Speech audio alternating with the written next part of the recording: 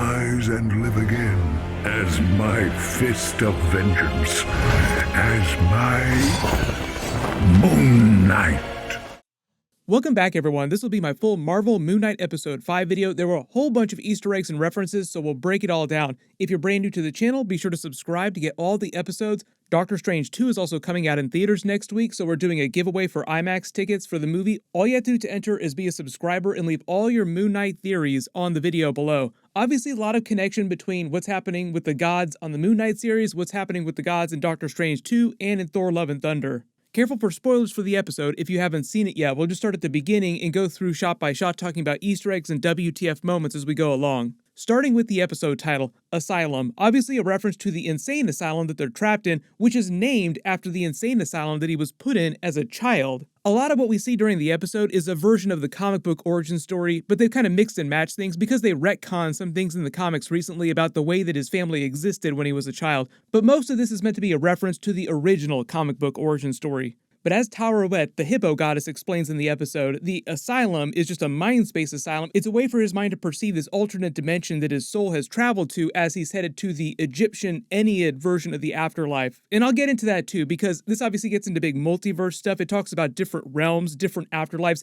They even make Black Panther references to the astral plane. You'd be surprised how many intersectional planes of untethered consciousness exist, like the ancestral plane. Oh, just gorgeous. Like I said, there's no coincidence that we're getting ready to see Doctor Strange 2 Multiverse of Madness next week because there's a lot of multiverse going on in this episode. But the episode is basically a true origin of Moon Knight in the comics, like Moon Knight, This Is Your Life episode. The only thing that they don't really explain in the episode or get into that much is what's going on with the Jake Lockley persona. They reference him during the episode, but most of what you see during the episode is just the Stephen Grant and the Marc Spector personalities. This time they just play the regular fanfare music during the Marvel Phase 4 intro. Sometimes they'll have custom Egyptian music playing over the intro. The opening scene is of Marc reliving a version of his childhood, like they kind of cut quickly through a bunch of different moments before going back to the moment at the end of episode 4. The waterfall is in the caves where as a child his brother from the comics actually died, leading to him eventually creating the Stephen Grant persona in the first place. Possibly also the Jake Lockley persona, but we'll get into that too.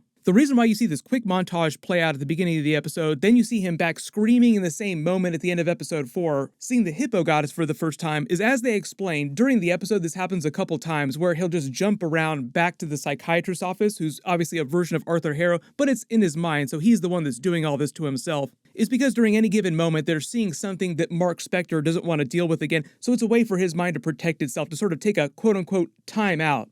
Obviously, the whole episode is him learning to eventually deal with that with the help of Steven, so we'll get to that. But they start to explain what he was talking about during episode 1 when he was talking to Stephen Grant for the first time, when Stephen was the one who was trapped, and he said he'd mostly kept him tamped down inside him this whole time, like I've had it under control until recently. One of the big surprises of the episode is that we learn it wasn't actually him dying and then coming back to life, forming the bargain with Khonshu, becoming Moon Knight, that actually broke his mind, the presence of this other mind.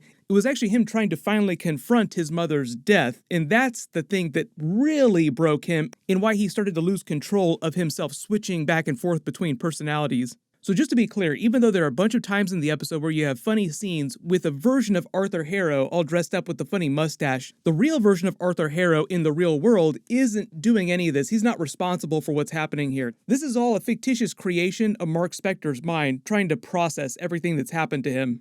The actual hospital that he's in inside his mind is called Putnam Medical Facility because in the comics, that's the place where he was sent as a child when he started to express DID, when he started to express all these alternate personalities. That's part of the newer version of his origin story. Originally in the comics, what happened is that he was just Marc Spector. It was just the one personality. He became a version of Moon Knight, and then he developed these alternate personas to pretend to be other people to become a better superhero, but eventually switching between all of them so frequently broke his mind. But then in the more recent comics, they retcon things to say that he'd always had DID, and it was some childhood trauma that he suffered, where they developed the alternate personas. So the TV show is kind of combining the newer backstory with the old original backstory. The reason they say this hospital is located in Chicago, Illinois is because that's where Marc is from in the comics. That's where his house was as a child, with a version of his mother, his younger brother, his father. Early in the episode, he's seeing a version of himself about 2 months ago, as he explains, when he wasn't able to go to his mother's funeral, seeing an older version of his father. As we learn, that's the same time that Layla lost track of Marc Spector. He'd already become Moon Knight. She knew that he was a version of Moon Knight,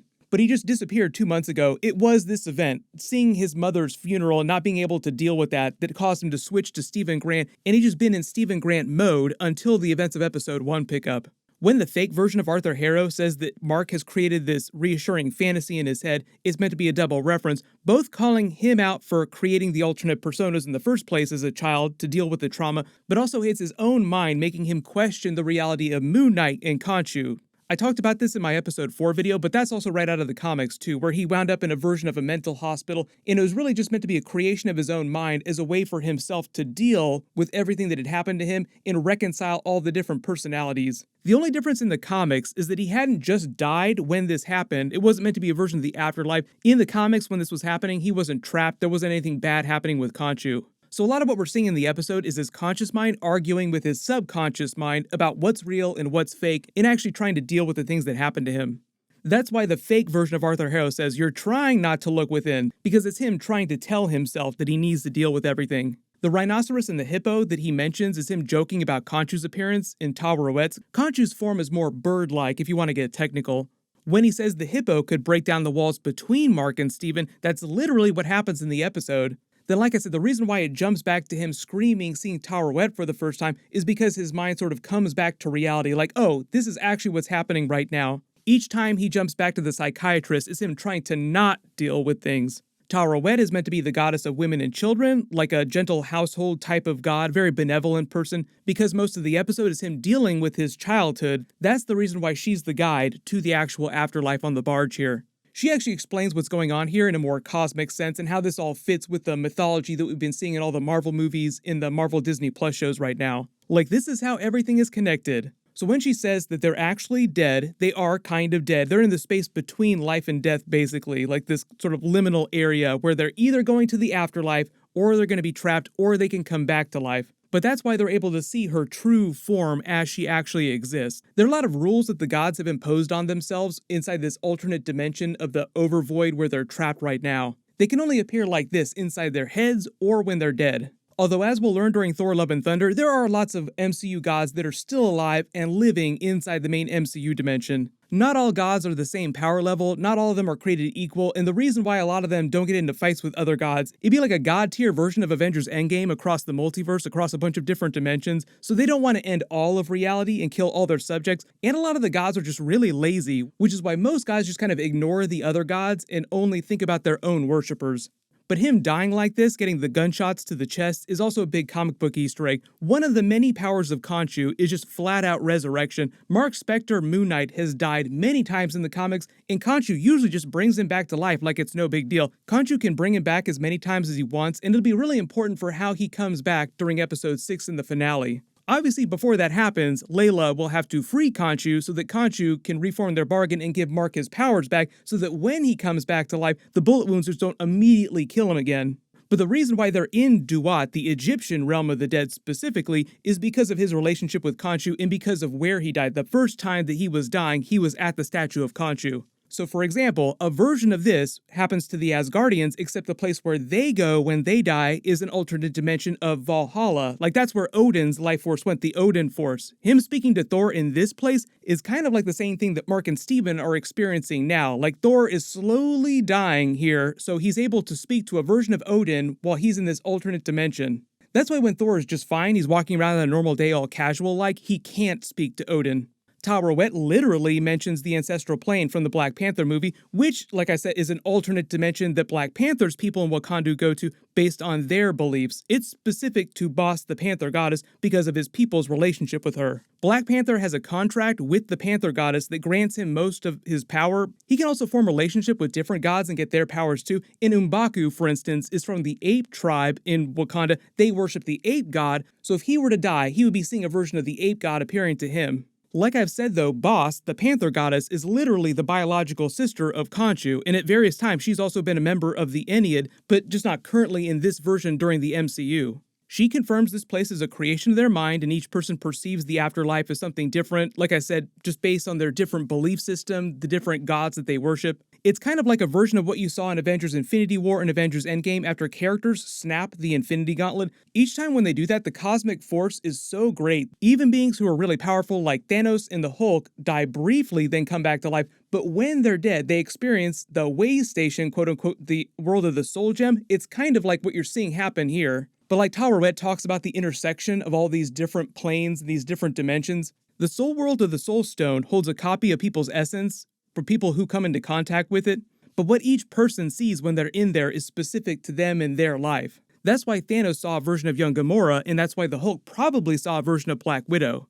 Then everything that's going on with this sail barge, them traveling across the sands of Duat on their way to the actual Egyptian afterlife, is right out of real-world Egyptian mythology. Taweret references Anubis's test about balancing their hearts to see if they're lighter than a feather. That's why on the actual scales, the statue is a statue of Anubis. The whole concept that if their hearts are not lighter than the feather, that means that they've done something evil or something is weighing on their soul. Originally, it was Ammit's job to basically consume all the souls of the unworthy people. But when she says that they just get trapped in the sands of Duat, like you see all these sand figures, zoom and enhance, it's hard to tell if there are any actual Easter eggs here. So if you think you can spot who any of these people are early in the episode, just write it below in the comments. Later in the episode, the people who rise up to try and pull him down into the sands winds up being the people that he killed when he was Moon Knight, though. But the whole idea is that this is sort of like this giant collective area, and anybody who worships the Egyptian Ennead pantheon gods would wind up in a version of this place. That's why later in the episode, you basically see it raining souls into this place. The reason why it's raining souls, obviously, is because Ammit has somehow escaped her captivity and physically returned into the MCU and can do that instantly to almost everybody. That's why at the end of the episode, she says, oh, all these souls are winding up here before it's their time, before they were meant to die. The whole thing with the scale not balancing because they haven't dealt with their past, they have all these alternate personalities that are kind of at war with each other, was also referenced in episode 1 when Arthur Harrow tried to judge him. In the same scales on his arm, the tattoo just would not balance. Then as they start traveling back through Marc's memories as a child, they see all the dead bodies of the people that he killed when he was Moon Knight, just saying that they kind of haunt him metaphysically. Then you travel back to Marc's childhood when his brother was still alive. His brother is from the comics. He's named Randall Spector. Now, in the comics, he was a much bigger character. He lives to adulthood. He becomes a version of Shadow Knight and part of the cult of Khonshu. He also kind of went crazy and stole the powers of Moon Knight from Marc Spector for a brief period. Sounds like they're not going to do that in the MCU anytime soon, though, because, as they explain, he died as a child and that led to his trauma eventually developing the DID. His father was a Jewish rabbi, also right out of the comics. Now, what they've done on the show, though, is they've given more backstory to his mother. In the comics, you don't really learn quite this much about what was going on with his mom. All the stuff with his brother dying, his mother abusing him as a child, that's brand new stuff that they've created just for the TV show. But as you see, as they travel through these memories, there's lots of references to the Egyptian gods and what's happening in present day. They say the Rhyme later gators see you in a wild crocodile. That's another reference to Ammit, who has the head of a crocodile. It's not related to alligator Loki, because alligators are a different species than crocodiles. They reference Rosser. Rosser was the little kid in that fictional Tomb Buster VHS movie. We learned the movie was actually real and served as the basis for the Stephen Grant persona. It'd be like a little kid today developing DID, and then one of his alternate personalities believes that he is one of these characters in one of the Marvel movies. But for those of you asking about the weird British accent, this is where it comes from. The accent is basically like a little kid doing his best version, copying the fake accent that the actor was using during that movie. So it's meant to be like a copy of someone doing a fake interpretation of a British accent, and that's why it sounds so weird. As they're traveling to the cave, Steven steps onto the skeleton, which is meant to resemble Khonshu's form, just kind of subconsciously reminding him about what's happening in real life. You see his brother dying when the caves start to overflow, and then they sort of jump cut to the wake. As we learned, the Stephen Grant persona was developed as sort of a defense mechanism, so that's why Steven is learning about all this backstory for the first time, because he wasn't meant to know about it. We see a quick montage of his mother getting worse and worse over the years, just slowly abusing him until he develops full-blown DID. When he gets old enough and leaves, they sort of jump over a little bit of backstory because when they're in the desert here, this is basically the original origin story, but he does kind of explain what happened to him, and it's pretty close to the comic book origin story. What happened in the comics is that he joined the military, then he joined the CIA, then he became a mercenary, then he got the Moon Knight origin. In the MCU, the only difference is that he joined the military, went AWOL, then became a mercenary, so he just kind of skipped over the CIA stuff. All the stuff with Bushman is mostly accurate. The only difference is that in the military, Bushman was his CO. In the comics, he was just another random mercenary that had hired him. But the whole idea is that even before he started killing people as Moon Knight, when he was a mercenary, he earned a ton of money doing really shady stuff. And that, in the comics, was the way that he funded his playboy lifestyle as Stephen Grant, who was meant to be this millionaire playboy persona. Little different on the TV show, but you could draw a connection to Iron Man being the billionaire playboy philanthropist. Genius billionaire playboy philanthropist. We see a version of the classic origin story basically play out with the aftermath of Bushman going rogue, killing Layla's father, Marc also dying trying to protect them, and then dragging himself to Khonshu's statue. So the tomb that he was originally hired to raid was Khonshu's tomb. One of the big twists, though, is that he's so remorseful for what he's done and what's happened recently with Layla's father is that he tries to kill himself as Khonshu tries to speak to him. He forms the bargain, then gets all the powers of Moon Knight, but when Stephen says, Khonshu took advantage of you, that's also a reference in the comics to the newer backstory, which is a bit of a retcon, but the new backstory basically says that Khonshu had been waiting this entire time for a good opportunity to take advantage of a person who had a weak mental state, who was very fragile, so he saw Marc Spector as a child develop a version of DID and just kind of waited for the right opportunity to take advantage of that and make him his avatar. So Khonshu had been targeting Marc Spector his entire life, not just recently. But when they come back to Taweret, they see all the purple energy of souls around the world just en masse coming into the afterlife. The whole thing that's going on here is that Arthur Harrow has found a way to release Ammit, and she started to en masse judge everyone. The whole idea is that they have Taweret find a way to contact Layla and use Osiris's gate in the afterlife to get back to the world of the living. They want Layla to be the one to free Khonshu so that when they actually do come back to life inside their body, he has his powers so that the bullet wounds won't be a big deal, like his healing factor will just take care of all that. We actually just saw Osiris's avatar in the earlier episodes. He's the one who was placing Khonshu's statue on the pedestal. He's one of the greater gods in their pantheon of the Ennead, and he's supposed to be the god of the afterlife, which is why it's his gate that they have to travel through to get back to the world of the living. But when I talk about the world of the living, it's kind of like them traveling across different states of existence, different dimensions, across the multiverse. It'd be like the same thing if Thor died and was traveling to a version of Valhalla.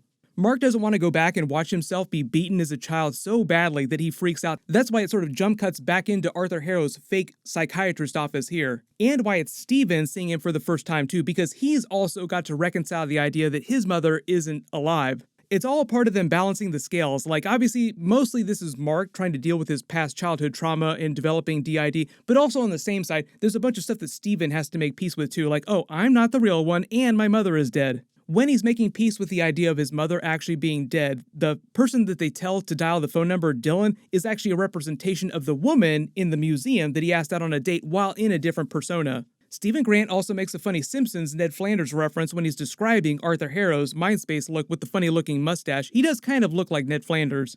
You notice when they go back into this memory and he's a little kid getting ready to get beaten by his mother, you see a version of the scales of justice behind him, just sort of foreshadowing what's happening in present day. You see the actual Tombbuster poster, which is the inspiration for the fictional Stephen Grant. And you see him as a child switch between different personalities. Then, like I said, charting the timeline, they go back to 2 months ago when his mother actually died. He goes back, but he's unable to go in. He's in Marc Spector form. He's already become Moon Knight. He's already met Layla for the first time. And it just winds up breaking him, and he switches between different personalities into full Stephen Grant mode, and he's been that way for the past 2 months. And that's why Layla lost track of him. She was only able to track him down when he found Marc Spector's phone and activated it.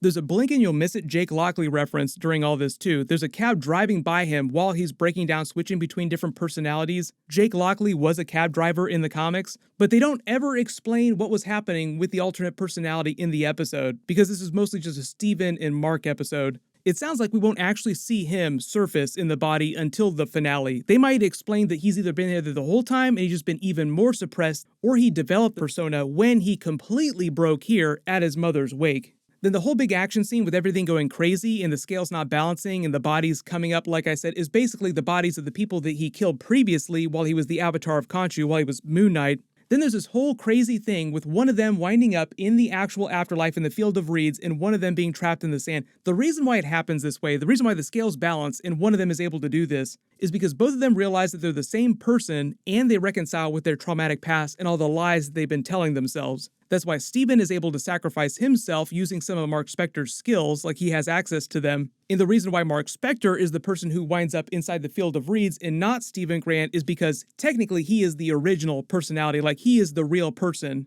But while this is happening, while both of them are being trapped in these different alternate dimensions, Taweret is busy trying to contact a version of Layla to free Khonshu so that Khonshu can rescue Marc's Spector, resurrect him, and he'll have his powers again so that the bullet wounds won't kill him when he actually comes back to life.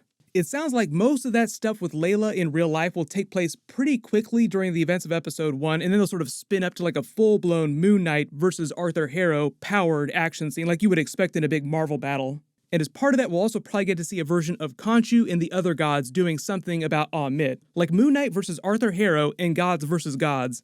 If you spotted any other big Easter eggs in the episode or you have big questions that I didn't talk about during the video, just write them below in the comments. I'll post a finale trailer video next, in my full Moon Knight episode 6 finale video we'll post next week just like normal. Next week is also when Doctor Strange 2 is coming out in theaters, so I'll be posting my non-spoilery review video Tuesday morning. Make sure you enable alerts for my channel so you don't miss that. Everyone click here for my new Doctor Strange 2 Iron Man and Living Tribunal video, and click here for all my Moon Knight episode videos. Thank you so much for watching, everyone stay safe, and I'll see you guys in the next one.